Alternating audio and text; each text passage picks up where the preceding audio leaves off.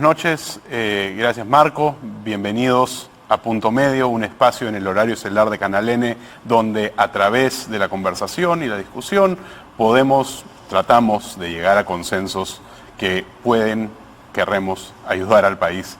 Yo soy Emil Cayó y hoy día vamos a hablar sobre la regionalización. Durante la semana hemos venido hablando sobre varios temas. Hemos hablado sobre informalidad, privatizaciones, acuerdos público-privados, infraestructura, inclusión financiera.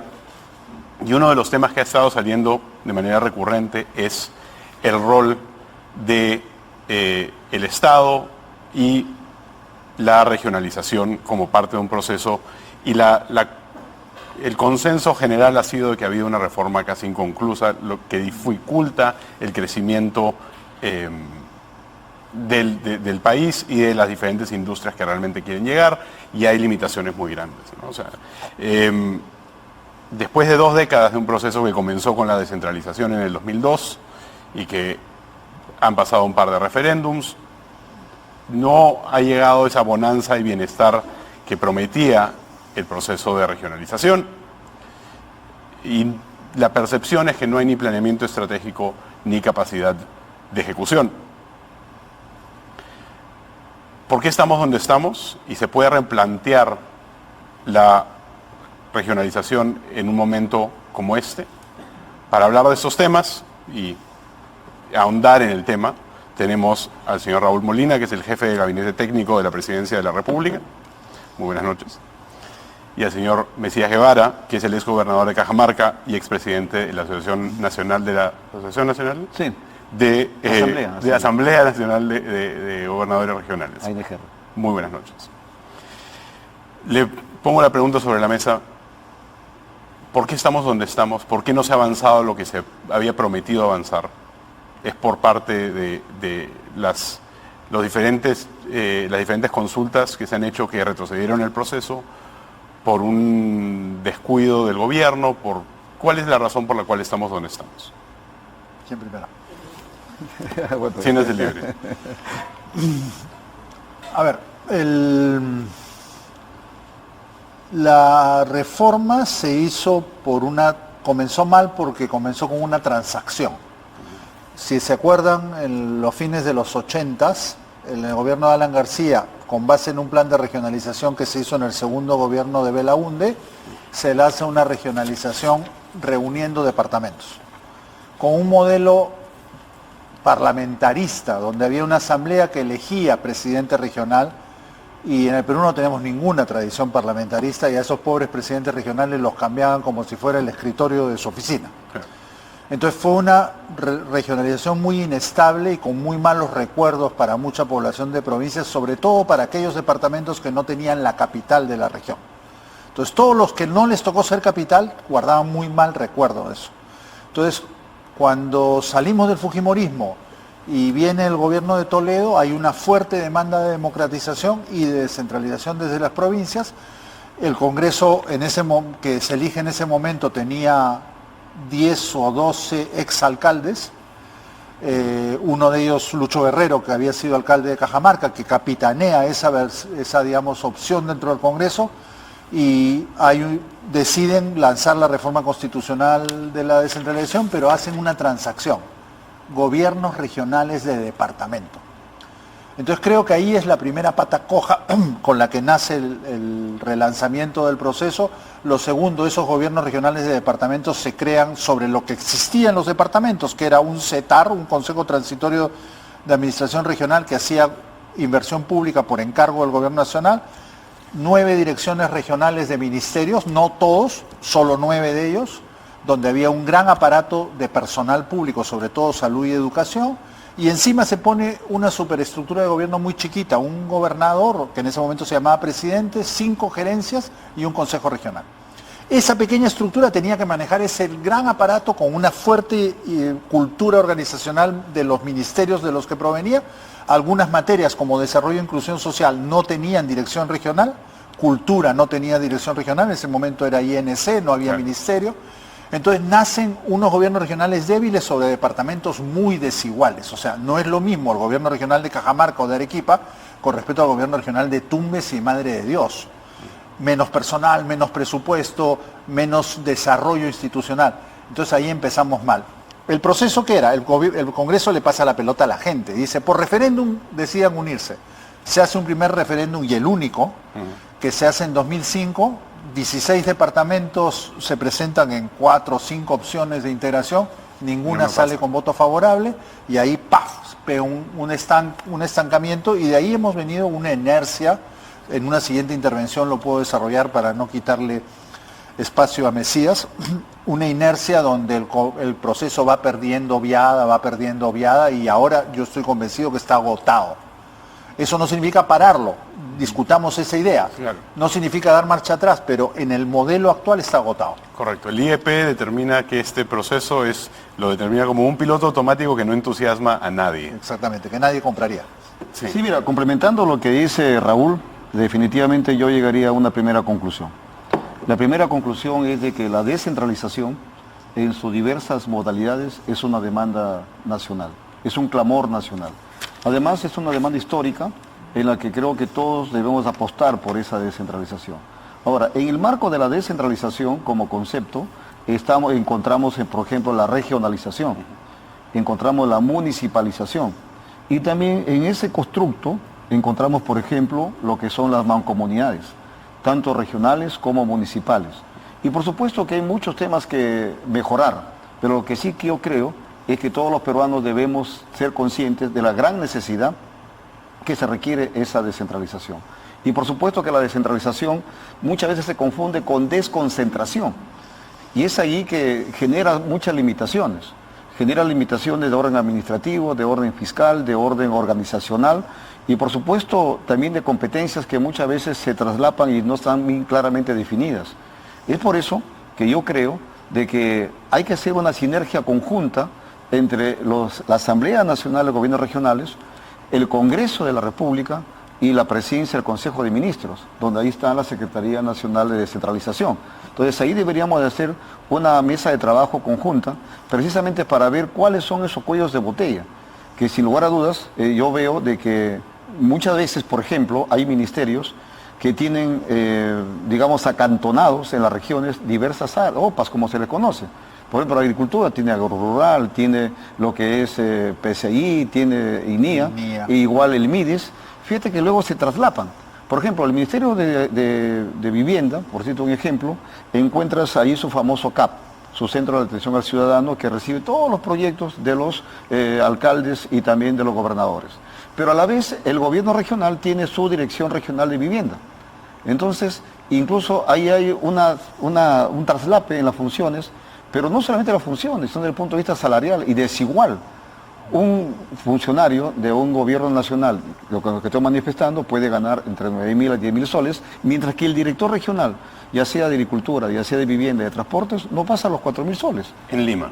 En las regiones. Allá. Entonces, todos esos temas tenemos que reunirnos todos, pero siempre teniendo en cuenta de la gran importancia que significa la descentralización. Y por supuesto, como dije hace un instante, hay muchos temas, ¿no? Como está la parte fiscal, lo que tiene que ver la parte tributaria. Hemos logrado acá con la ayuda de Raúl y otros amigos, por ejemplo, crear el FONCOR.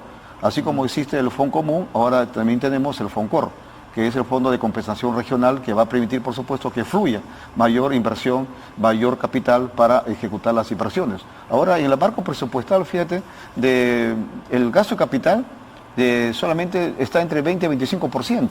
Y sin embargo, por ese gasto de capital se pretende evaluar la capacidad de gestión de un gobierno regional, cuando eso, si tú ves, en realidad es muy poco para las grandes demandas que tienen los gobiernos regionales a nivel nacional.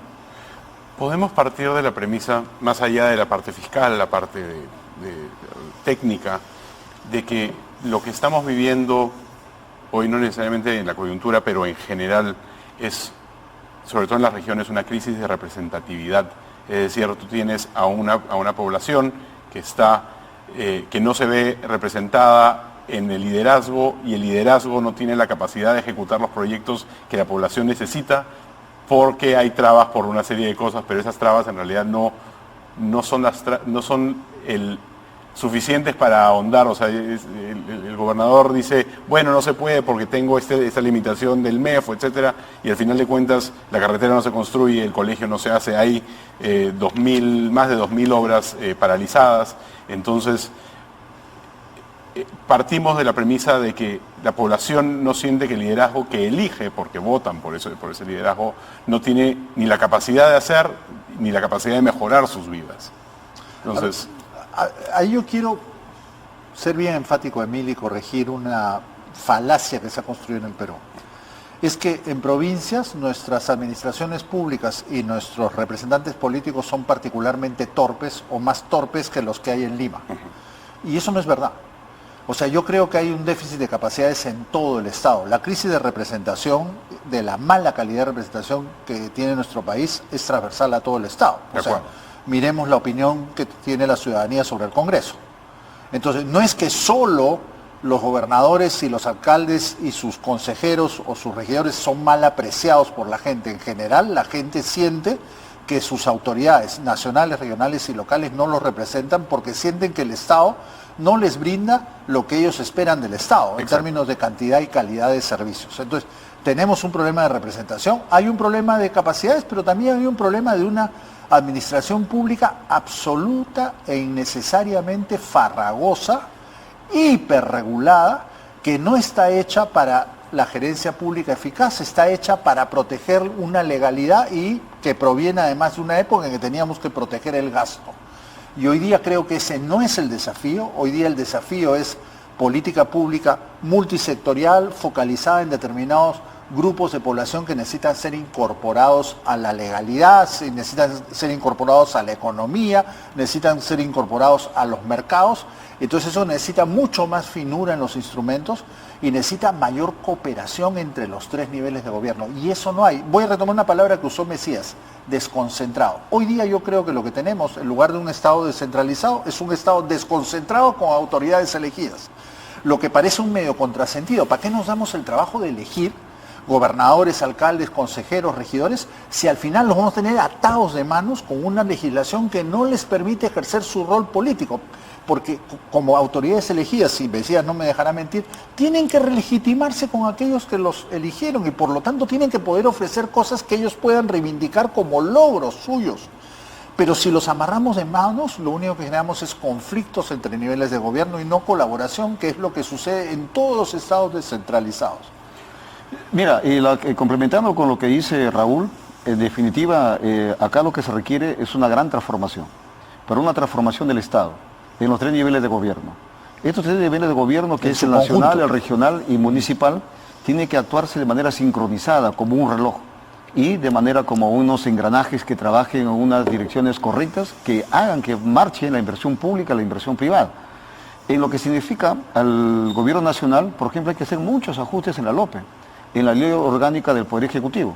Igual ocurre en la ley de base de descentralización y la ley orgánica de municipalidades, que tenemos que hacer que eso actúe como un reloj de manera sincronizada, que busque dos cosas, la transparencia y la eficacia en lo que es la motivación de la inversión.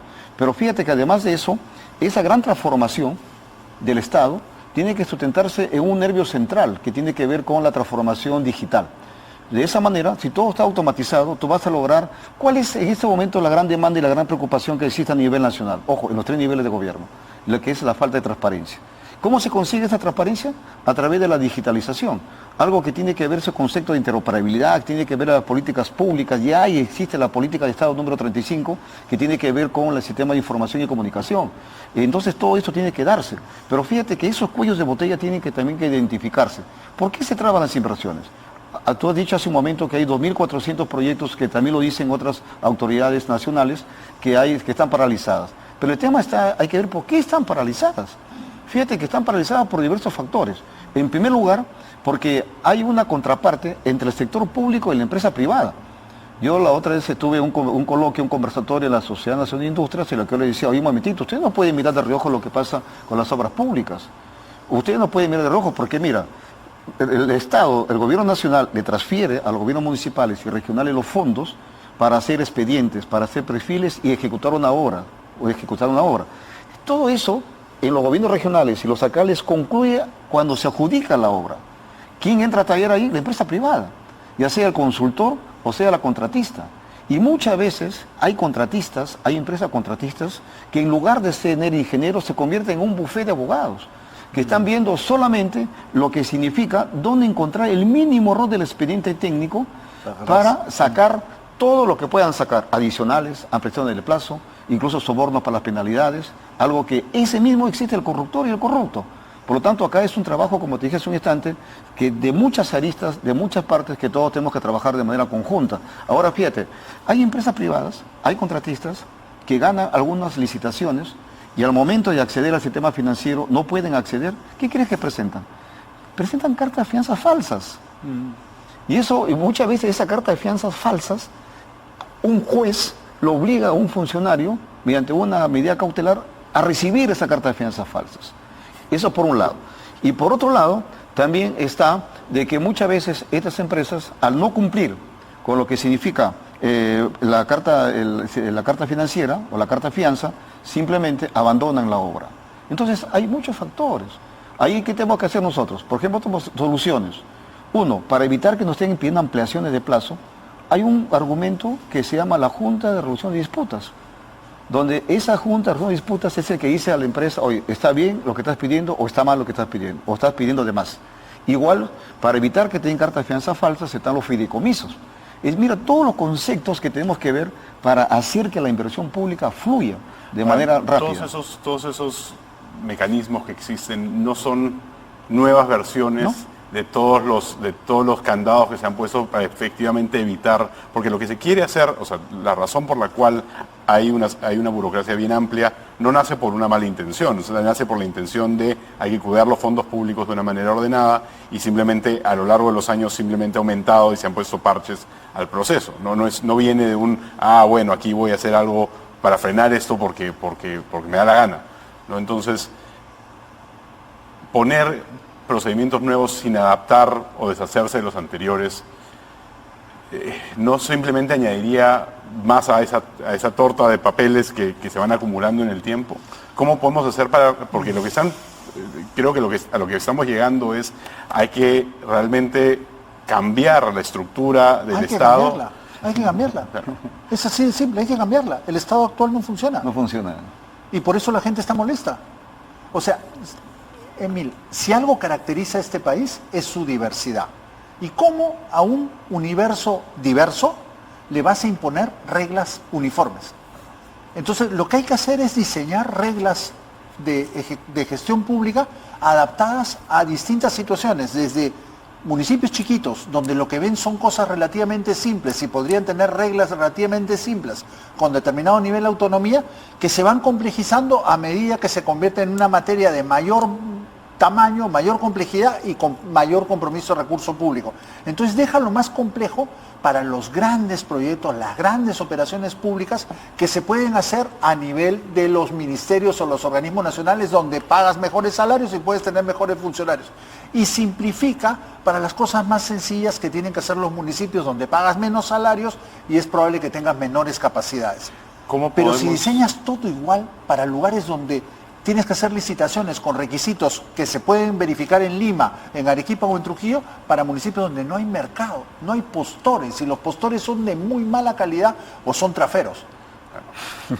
¿Cómo podemos juntar la idea de la necesidad de una gran transformación con el pedido nacional o de algunos grupos de una asamblea constituyente? Porque justamente esa sería una manera de hacerlo, pero no necesariamente eso requiere un cambio muy grande, o quizás hay maneras dentro de la Constitución para hacer esos cambios y no afectar todas las otras aristas del en realidad la Constitución, tal como está, para la ejecución de dinamizar la obra pública y la inversión privada en estos momentos, sí, yo creo que por eso hay capítulos como el artículo 52, ¿no?, que tiene que verse ahí con el tema de la parte económica y otros temas, pero sin embargo, en esos momentos, más que ir a la Constitución, tenemos que ir a la LOPE. Más que ir a la Constitución, ley de contrataciones, ley de sistema de inversión pública. Y el sistema de control. Por ejemplo, sistema de control. El sistema de control y fiscalización. Pero nunca hemos visto a nadie marchar por cambiar la LOPE o cambiarla. Porque la gente no es consciente de eso. Claro. ¿Por qué no?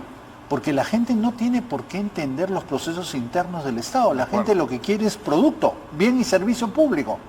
Y es un problema del Estado cómo se organiza para hacerlo.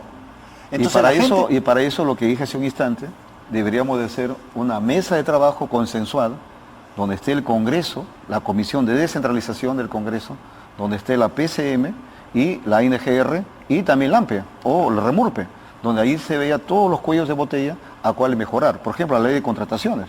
La OCE está haciendo un trabajo bueno, hay que reconocer, porque ha mejorado bastante, pero sin embargo creo que todavía le falta más cosas. Por ejemplo, su plataforma informática a veces se cae, igual que el CEACE, igual que el CIAF, igual que el SIGA. O sea que hay muchos temas que hay que ver. Fíjate, tú no puedes ver la reposición o el tema relacionado con lo que tiene que ver la reposición o una reinversión, porque el SIGA patrimonial, que lo maneja el Ministerio de Economía y Finanzas, viene a la década del 90. Ni siquiera lo hemos actualizado el SIGA patrimonial para ver realmente qué es lo que tenemos dentro del patrimonio como Estado. Eso no lo tenemos y por lo tanto ahí tenemos que sentarnos. Ahora, el tema del sistema de control, por ejemplo, nosotros en Cajamarca en su momento establecimos, antes que saliera la ley, el control concurrente. Nosotros nos reunimos con Nelson Schack, le dijimos, señor Contralor, necesitamos hacer un trabajo, un control concurrente, porque yo necesito que la inversión que venga a mi región sea gestionada de manera transparente. Pero eso tiene que trabajar de manera orgánica. Como dice Raúl, hay que estructurar, hay que hacerlo.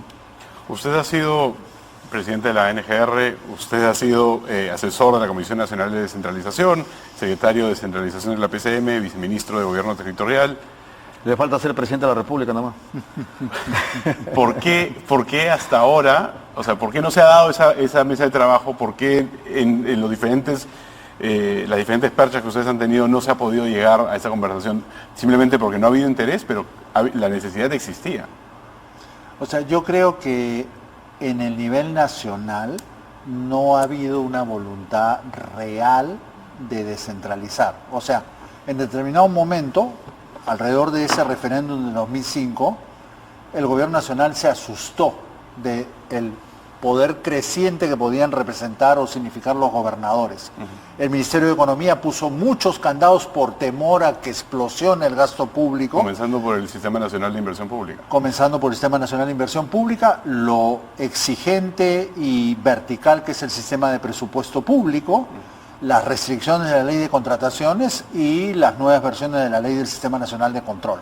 Entonces, todo eso ha sido un cúmulo de candados que han ido paralizando la administración y multiplicando el poder del nivel nacional sobre los gobiernos subnacionales. Entonces, yo quiero decir una cosa, el matiz que tengo sobre esa discusión que plantea Mesías es que no se puede quedar en una discusión interna entre Comisión del Congreso, PCM y la NGR, la AMPE y la REMURPE. Creo que tiene que ser una discusión más amplia porque necesita que los ciudadanos puedan expresar qué quieren del Estado peruano y en función de eso vayamos diseñando o rediseñando sus sistemas de gestión para poder ofrecerle eso a la gente. Toda la discusión de reformas políticas que hacemos ahora tienen que ver con sistema político, sistema de representación, sistema electoral, más pensado en el nivel nacional. La descentralización es parte del diseño del Estado. No podemos discutir el diseño del Congreso sin discutir el diseño de los gobiernos regionales y de los municipios, porque todo es un solo aparato público, como decía Mesías, tiene que funcionar sincrónicamente. Y para eso tenemos que entender que cada nivel de gobierno en ese aparato tiene un rol distinto. El 98% de la recaudación nacional la hace el nivel nacional. Entonces el nivel nacional es por definición el financiador de las políticas públicas. Y como todo dueño de la billetera puede poner algunas reglas para asegurar la utilidad de su dinero, pero tiene que poner reglas que dejen operar a quienes tienen que ejecutar ese dinero. En el otro extremo, los municipios en todos los países del mundo tienen los productos públicos que tienen que ver con la cercanía, con la cotidianeidad de las personas por su relación más directa. ¿Qué rol tiene el nivel regional? Es una plataforma que organiza demanda que viene de los territorios y articula en el territorio la política pública nacional. Y junta pedidos, pequeños pedidos adapta, para hacer una cosa grande. Canaliza, pero si no respetamos ese rol, si no le damos a los gobernadores herramientas para que jueguen ese rol de plataforma intermedia, no van a poder cumplirlo y nos vamos a quejar de que no lo hacen, pero nunca hemos hecho una discusión seria. ¿Qué rol queremos para los niveles el nivel regional en un Estado que durante casi 180 años de república convivió solo con nivel nacional y municipios? Entonces hemos creado un nivel intermedio y tenemos que honestamente discutir cuál es el papel de ese nivel intermedio como bisagra entre lo nacional y lo regional. Más allá de cuándo, porque la respuesta siempre va a ser ahora o ayer. Sí, claro. ¿Dónde se da? Porque si esta mesa que usted menciona, PCM, ANGR y Congreso no son suficientes, si la representación nacional no es suficiente para lograr esto, ¿qué más queda? ¿El acuerdo nacional, un espacio ad hoc, sui generis para la situación? Ahí estamos. Esa discusión que plantea Mesías con razón hay que llevarla a espacios más públicos. Y además llevarla a fíjate espacios más públicos. a nivel regional y a nivel nacional existen espacios democráticos ya establecidos. Por ejemplo, tenemos los consejos de coordinación regional, donde ahí están los alcaldes, está el gobernador, está los colegios profesionales, está la mesa de concertación de lucha contra la pobreza. Es decir, que hay espacios democráticos donde podemos discutir. Y ahora, cuando yo te hablaba hace un instante de que para lograr esa gran transformación del Estado, hay un nervio central que debemos de tomar en cuenta, que es el tema de la transformación digital. El Open Government, es decir, el gobierno abierto, lo que dice muy bien Raúl, en el sentido de que hay que hacer participar a la población. Y ahora hacer participar a la población es más fácil desde el punto de vista que tenemos medios como el caso de la tecnología. Nosotros hemos creado una plataforma que se llama la Democracia 4.0, que permite precisamente relacionarse con la colectividad para hacer plebiscitos, para hacer conversatorios, para recoger sus demandas. Y claro está que ahora tenemos que tener la capacidad de procesar todos esos pedidos, todas esas informaciones. Pero además hay otro instrumento, fíjate, que es el Plan Regional de Desarrollo Concertado. Es que ahora con ese plan, que prácticamente todas las regiones están obligadas en tener su PRDC actualizado, porque muchos lo tienen ya un poco discontinuados, pero ya conceptos modernos, como perspectiva, como el tema de la ciencia y la tecnología, como es que es el tema de la innovación, y fomentar la participación plena de todos, donde haya una mesa conjunta, donde esté la empresa privada y esté la empresa pública. Y ahí se quiere dos niveles de articulación. La articulación vertical, gobierno nacional, regional y municipal, y la horizontal, donde esté la empresa privada, Cámara de Comercio, colegios profesionales, rondas campesinas, CGTP, es decir, todos. Y esa articulación es la que lamentablemente hoy se ha roto. No existe ese diálogo. Y es por eso que lo que estamos viviendo en estos momentos.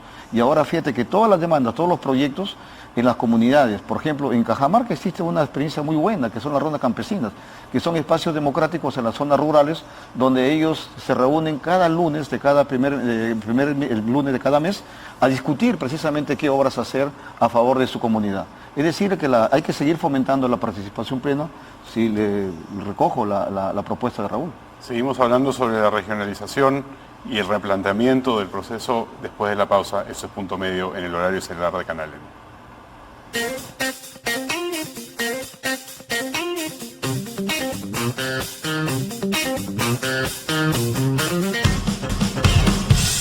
Regresamos a Punto Medio en el horario estelar de Canal N. El tema es replanteando la regionalización. Estamos con Raúl Molina, del jefe del Gabinete Técnico de la Presidencia, y con Mesías Guevara, el exgobernador de Cajamarca y expresidente de la ANGR.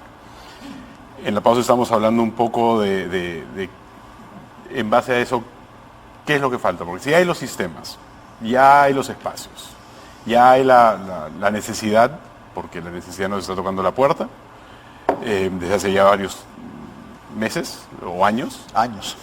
Entonces, ¿cuál es la traba? La traba no puede simplemente ser que el ambiente político no esté interesado, o no hay necesidad, o no hay interés por parte del Congreso en hacerlo. O sea, tiene que haber una traba más grande, y estamos hablando un poco de efectivamente, hay los Open Governments, hay esto, pero también mencionaron que la Ley General de Contrataciones tiene que cambiarse para que todos los sistemas, desde los municipios hasta los gobiernos regionales, hasta el gobierno central, puedan hablarse en un solo idioma, porque si tienes miles de sistemas contratados en diferentes sistemas, en diferentes momentos, no se van a poder conectar y no van a poder hablar.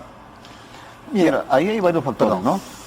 El primero está, por ejemplo, en esa gran reforma que tenemos que hacer. En primer lugar hay que ver la estructura, cómo está organizada una región o un municipio.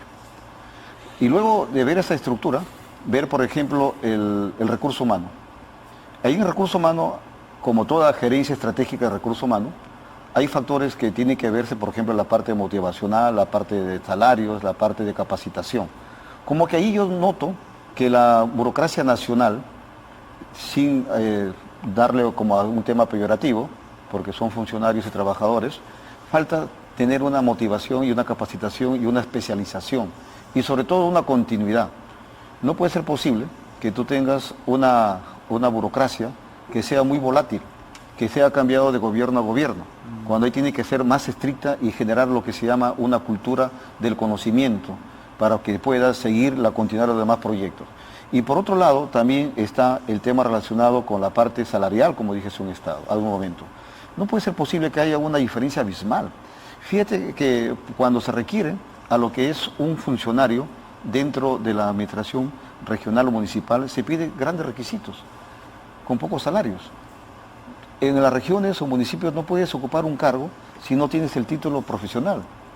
Acá en Lima, en los ministerios, se encuentras con bachilleres, pero un bachiller no puede ocupar ningún cargo en las regiones. Entonces, eso es otro tema que tiene que verse. ¿Y eso quién lo establece? Eso lo establece Servir. Servir y los instrumentos de gestión de las entidades, ¿no? Correcto. Y por otro lado, también encontramos lo que es, por ejemplo, un municipio pequeñito que quiere hacer una carretera. Un expediente le cuesta entre 500.000 a 1 millón de soles un expediente. Y si tú ves, todo eso se fue un común de todo el año. Entonces, ¿cómo va a ser ese expediente de ese municipio? Lo hacen Entonces, por un chancay y lo le hacen sale por un mal chancay hecho, pues. y sale mal. Y ahí se convierte, como dice Raúl, ese expediente se convierte luego en el génesis de todas las problemáticas que luego con las obras paralizadas. Entonces, ¿qué es lo que tenemos que hacer ahí? El gobierno nacional tiene que hacer como especie de un gran ministerio de la infraestructura, que se dedica a elaborar esos expedientes directamente con su gente capacitada y experta y especializada. Entonces, todos esos cambios tenemos que hacer. ¿Eso no sería parte del CEPLAN en realidad? No, CEPLAN solamente dicta las políticas, ¿no? O sea, que la política de planeamiento. Pero se ya podría expandir para realmente incluir y ver... No, ahí porque si no pienso que tienes deberíamos de crear el Ministerio de la Infraestructura, ¿no? Ahí, por ejemplo, cómo elaborar un expediente para un colegio, mínimo te cuesta 300.000 soles un expediente de un colegio de 15 o 10 millones de soles. Y igual ocurre con una carretera, imagínate que de 30 millones un municipio tiene que invertir mínimo 1 millón de soles en un expediente, y como te repito, todo eso fue un común de todo el año. Ahora, un ministerio nuevo... No, puede ser, no sé, obviamente reconvertirlo, no sé, la cosa es que no crea más burocracia, estoy de acuerdo. De que Claro. Y no crear más burocracia que esté basada en Lima, porque al final de cuentas vamos a pasar por lo mismo. Hace un instante, eso puede ser las regiones. O sea, el concepto de descentralizar es dispersar poder. O sea, si tú quieres descentralizar realmente tienes que atreverte a dispersar poder. Yo creo que en la clase política y en la burocracia nacional o en la tecnocracia nacional nunca ha habido voluntad real de dispersar poder. Entonces, el Estado peruano sigue siendo enormemente centralizado, pero con autoridades elegidas. Por eso lo defino como desconcentrado con autoridades elegidas.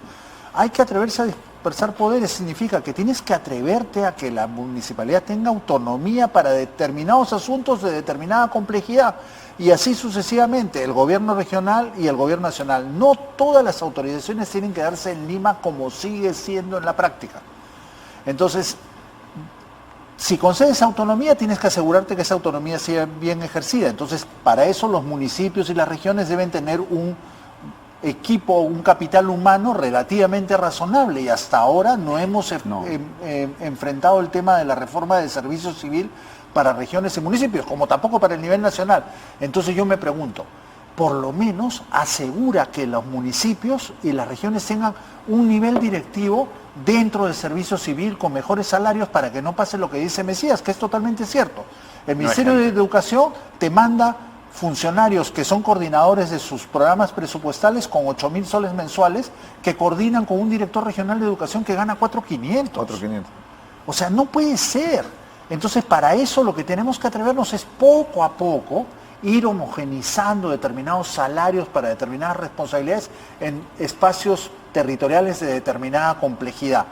Y nadie debería ganar por encima o por afuera de ese rango, aunque le pague un ministerio o le pague el gobierno regional. Sí, pero hablamos también hace un momento sobre no tratar a todos los procesos por igual. Por escala territorial. O sea, los municipios deben tener ciertas autonomías, determinada flexibilidad y determinada capacidad funcionarial y determinados salarios. No tratarlos a todos por igual. No todos por igual. Por ejemplo, los municipios. Si hay algo que es diverso, son los municipios. No puedes llamar igual y ponerle las mismas reglas y los mismos requisitos a las municipalidades de las ciudades de más de 100.000 habitantes que a las municipalidades de pueblitos de 2.000 habitantes.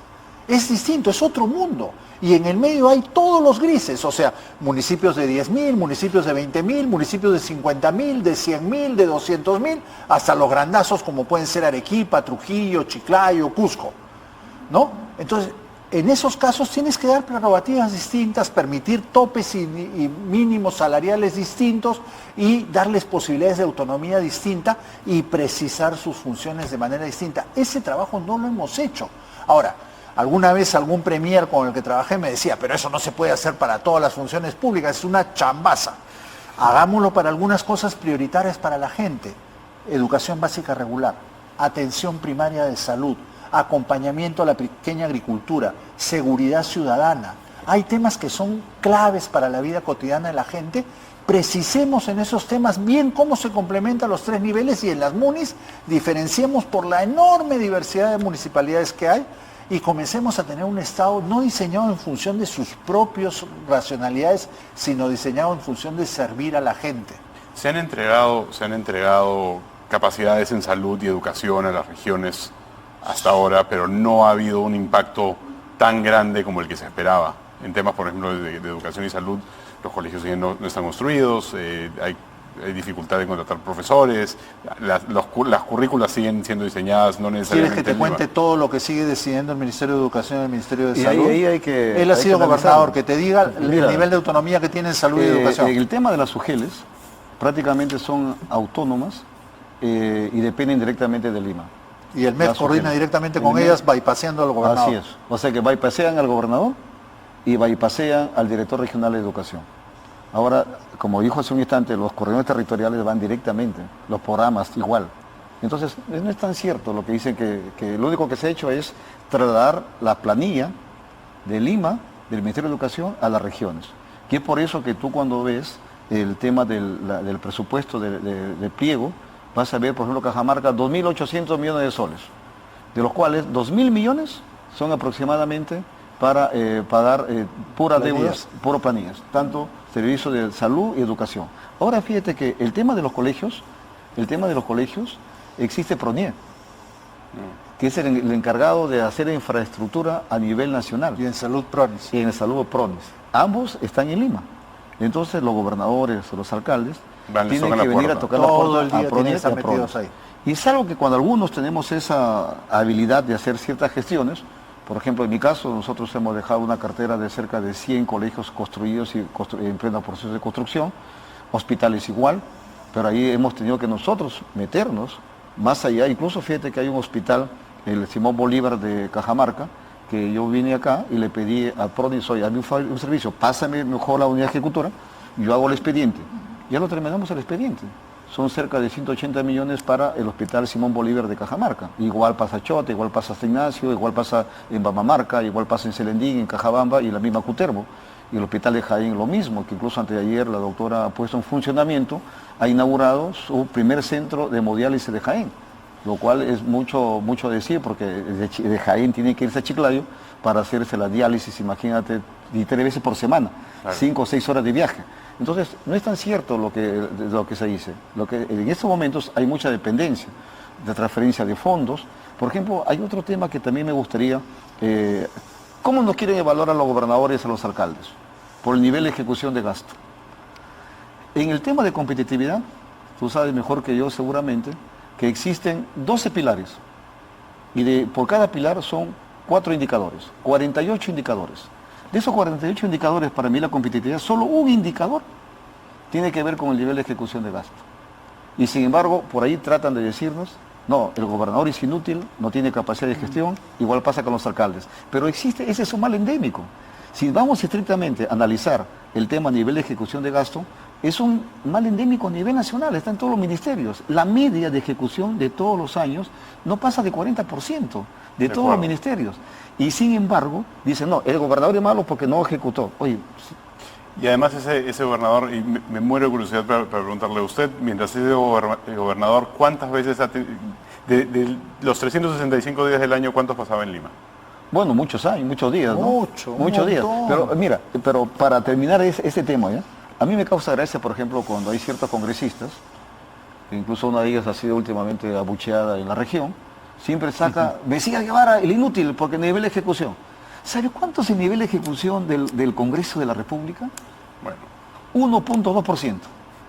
El año pasado le dieron 13 millones de soles y solamente ha gastado 161.000 para soles. inversiones. Pero sin embargo, ellos tratan de decir, no, el gobernador es inútil, el alcalde es inútil. Hay un momento ya, pues. O sea que Pero hay que decir la además, cosa. los ministerios tienen así de presupuesto al comienzo del año y en determinado momento, cuando ven que se les va acabando el año y no baja, agarran esta porción y ¡juá!, se la ponen a los gobiernos regionales. Entonces, el gobierno regional estaba ejecutando y ¡pum!, le sube, y después al final del año, 60%, son unos inútiles. Y los ministerios se lo rebajaron para terminar con mayor ejecución. Todos los ministerios hacen eso, maestro. Y Minedu, Salud, Vivienda, MTC, todos hacen eso. Se rebajan el marco y se lo colocan a gobiernos regionales. Y el municipios. último día, Te digo, último día. 2022, empieza el presupuesto de apertura, gobiernos regionales y municipios, en la suma en inversiones, la mitad gobierno nacional. Y al final del año, las municipalidades tienen la mitad. Y los gobiernos regionales 28, y el gobierno nacional solo 25, porque se lo han pasado todo. claro. Entonces, muchas veces hacia afuera vemos una versión de las cosas que no corresponden necesariamente con la realidad. Sobre todo porque el gobierno nacional tiene una voz, un megáfono un poco más grande que los gobiernos regionales. No, y el Que ruido su voz político está es más muy grande, ¿no? fragmentada. Claro. Y el ruido político es demasiado grande en estos momentos. Yo te voy a ser sincero, yo creo que todas las regiones, la gran mayoría de alcaldes, hacen grandes cosas buenas, positivas, pero es tan grande el ruido político que fíjate que nosotros, por ejemplo, en Cajamarca, disculpa que ponga el ejemplo de mi región, nosotros hemos dejado de ya de estar entre las 5 regiones menos competitivas del Perú. Ahora estamos ya en el puesto 19. Y hay un indicador que estamos en el tercer lugar, que es la percepción de la gestión pública regional. Antes estábamos en el 15, en el puesto abajo, ahora estamos en el tercer lugar. Pero eso no se quiere decir. Vamos a ver cómo desarmamos esta maraña de desastres después de la pausa. Aquí estamos en punto medio.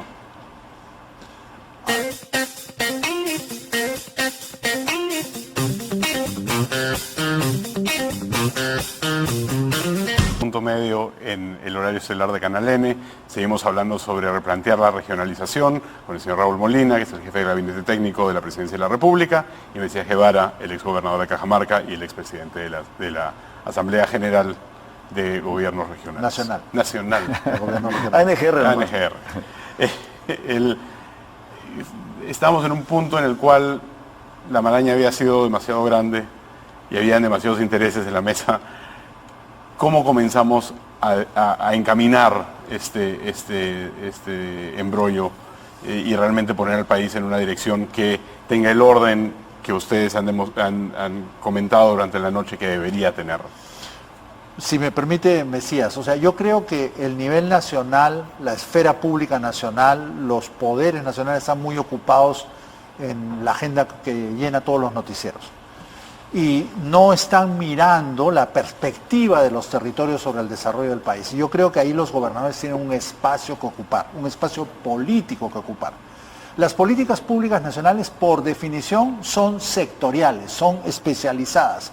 Y cuando llegan al territorio, a los departamentos en su diversidad, los gobiernos regionales deberían tomarlas y meterles enfoque territoriales, adaptarlas al territorio. Cajamarca son varias Cajamarcas, o sea, los desafíos de salud en Jaén y San Ignacio no son los mismos que en el sur, y en varios departamentos se da eso. Ese es un rol regional. ¿Cuál es el desafío y la oportunidad que tienen los gobernadores, que creo que no han usado lo suficiente? Es interpelar al nivel nacional, a los poderes nacionales, desde una lógica de desarrollo territorial. Es plantearles agendas de desarrollo de los territorios que obliguen al nivel nacional a concederles espacio para llevar eso a la práctica. Hay estudios nacionales que permiten abordar eso. El MTC tiene un excelente estudio de corredores logísticos que abarcan todo el país. Y esos corredores logísticos atraviesan las regiones de distintas maneras. ¿Por qué no usar el Plan Nacional de Competitividad, el Plan Nacional de Infraestructura? No lo aterrizamos a los distintos espacios que componen el Perú. Y nos vamos a dar cuenta que esos espacios no son solo de un departamento, sino reúnen a varios departamentos. O sea, Cajamarca tiene una fuerte relación con Lambayeque y La Libertad si es el norte o el sur de Cajamarca. ¿Por qué no comenzamos a construir una agenda de desarrollo territorial que los junte, no para convertirse en una sola región, que cada uno tenga su gobernador, pero que tengan una sola agenda de desarrollo territorial hacia Lima? Lo mismo el sur, Arequipa, Tacna, Moquegua, o Cusco y Apurímac y Puno, o lo que sea, cualquier agrupación. Porque quiero responder la pregunta que se respondió durante la pausa, que es porque cada uno de las regiones tiene su propia agenda. Exactamente. Entonces No, pero tiene que generarse la agenda común. Pero que cada región tenga su propia agenda es bueno, porque por eso fíjate que existe lo que es el Plan Regional de Desarrollo Concertado. Y cada región tiene que tener su Plan Regional de Desarrollo Concertado, por supuesto, con un enfoque eminentemente territorial.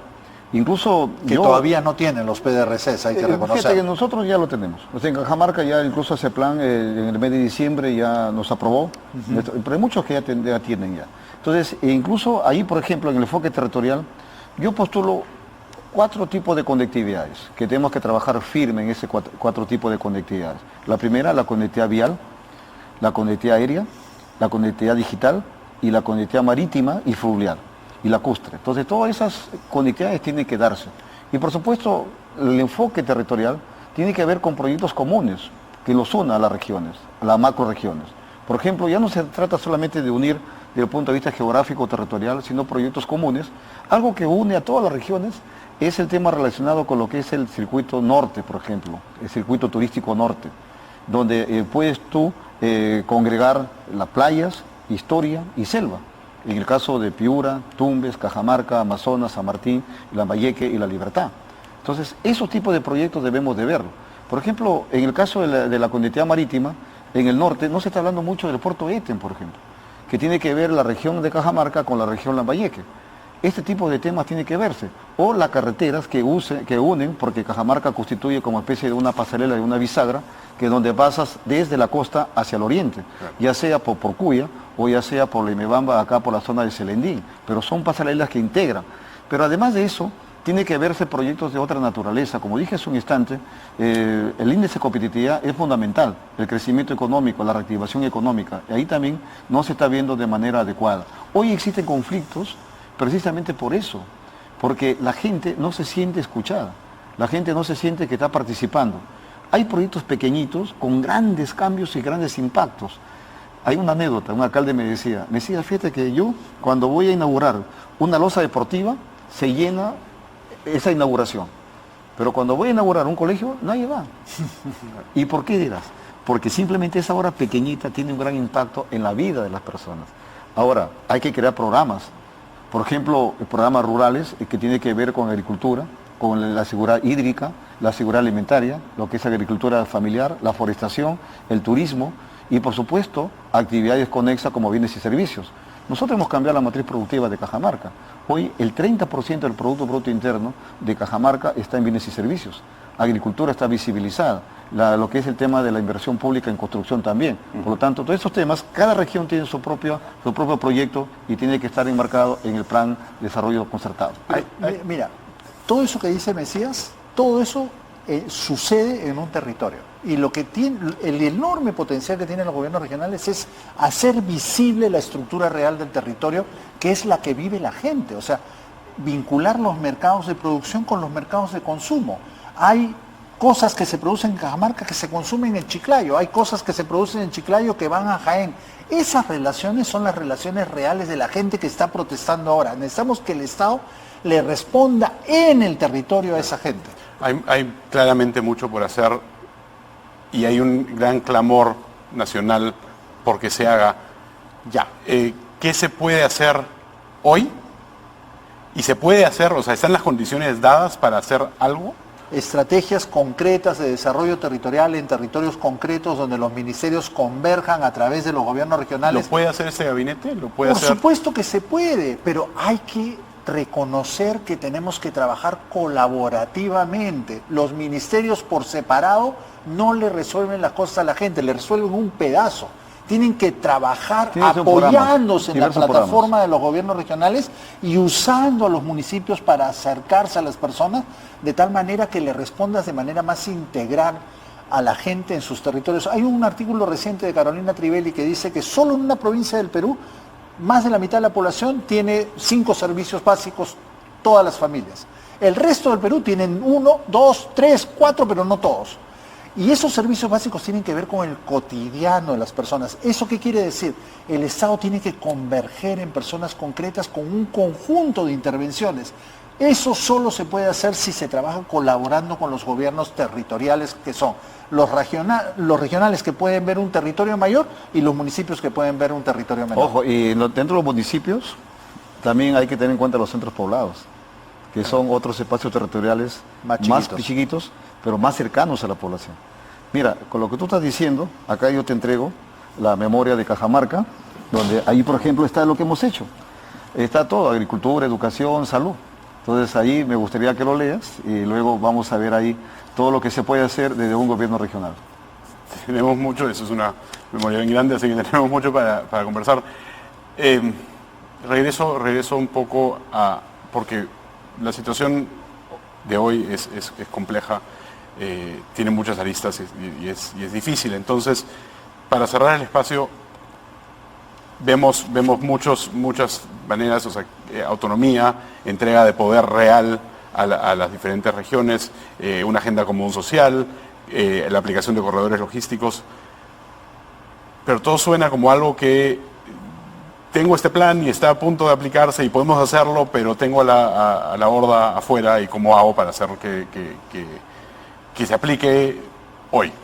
Gobernadores, ocupen el espacio político disponible y plantéenle al Centro de Poder Nacional, donde está el grueso de los recursos, estrategias inteligentes de desarrollo territorial. Más gobernadores apoyen una estrategia, un espacio mayor, más poder político pueden tener, y sobre esa base ofrezcámosle respuestas concretas a la gente que hoy día está enfadada por no recibir servicios del Estado de manera histórica. Y otra cosa, complementando lo que dice Raúl, la población en general quiere participar activamente en el desarrollo de sus comunidades. Claro que lo único sí. que ellos esperan es que lo convoques.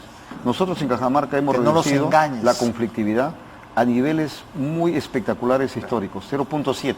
Por lo tanto, eso significa que la población quiere que lo convoques y eso hay que hacerlo, ocupar esos espacios territoriales. Claramente hay mucho por hablar y mucho por hacer.